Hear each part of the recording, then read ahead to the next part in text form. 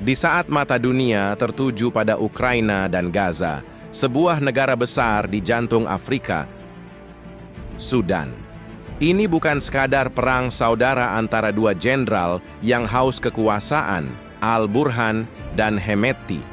Ini adalah medan catur baru bagi kekuatan besar dunia. Banyak yang bertanya, di mana Amerika Serikat? Apa peran NATO? Dan mengapa emas Sudan bisa sampai membiayai perang di belahan dunia lain?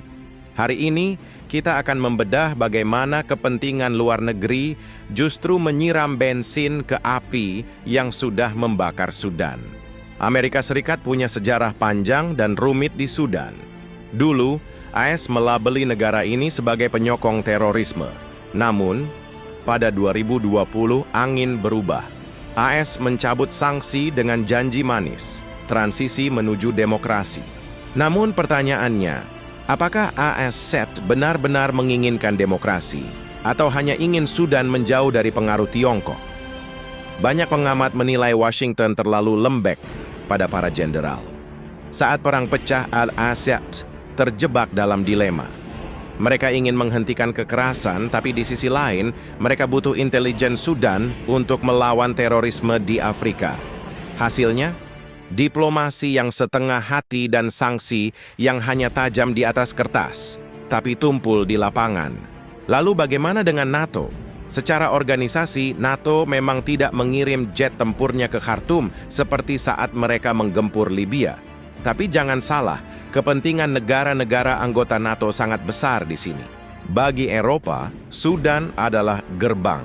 Jika Sudan runtuh, jutaan pengungsi akan membanjiri Laut Mediterania menuju Eropa, sebuah skenario yang sangat ditakuti oleh politisi Barat. Selain itu, Sudan menguasai garis pantai Laut Merah. Jalur ini adalah nadi perdagangan dunia. Siapapun yang menguasai Sudan memegang kendali atas keran energi dan logistik yang menuju Eropa melalui terusan Suez. Inilah plot twistnya. Rusia, melalui grup Wagner, Moskow telah lama bermain di tambang-tambang emas Sudan. Emas-emas ini diselundupkan untuk memperkuat ekonomi Rusia di tengah sanksi Barat akibat perang Ukraina.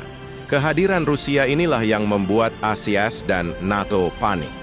Sudan bukan lagi sekadar krisis kemanusiaan, ini adalah perang pengaruh. Di satu sisi ada upaya Barat untuk menanamkan pengaruh demokrasi.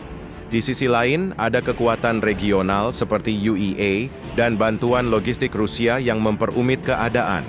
Sudan telah menjadi panggung perang proksi, di mana nyawa rakyat sipil menjadi taruhan untuk kepentingan geopolitik yang jauh lebih besar. Jadi, apakah perang Sudan murni karena campur tangan asing? Tidak juga. Akar masalahnya ada di dalam negeri, namun campur tangan AS, NATO, dan kekuatan global lainnya telah mengubah konflik ini menjadi labirin yang mustahil diselesaikan dengan cepat. Selama emas Sudan masih menjadi komoditas panas dan pelabuhan di Laut Merah masih menjadi rebutan, perdamaian mungkin hanya akan menjadi mimpi. Sudan adalah pengingat pahit bahwa di panggung politik dunia, seringkali kedaulatan sebuah bangsa dikorbankan demi kestabilan global yang semu. Terima kasih telah menyimak. Mari kita terus suarakan apa yang coba dibungkam oleh dunia.